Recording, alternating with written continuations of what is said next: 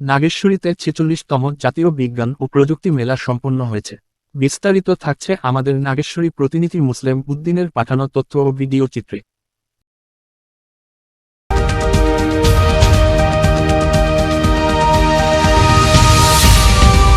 কুড়িগ্রামের নাগেশ্বরীতে উপজেলা প্রশাসনের আয়োজনে উপজেলা পরিষদ চত্বরে ২ দিনব্যাপী অনুষ্ঠিত ৪৬তম জাতীয় বিজ্ঞান ও প্রযুক্তি মেলা সম্পন্ন হয়েছে।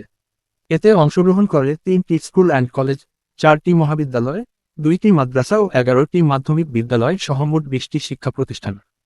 ১৪ই জানুয়ারি মঙ্গলবার দুপুরে মেলা শেষে উপজেলা পরিষদ সভাকক্ষে বিজয়ীদের হাতে পুরস্কার তুলে দেন উপজেলা নির্বাহী অফিসার শিব্বির আহমেদ।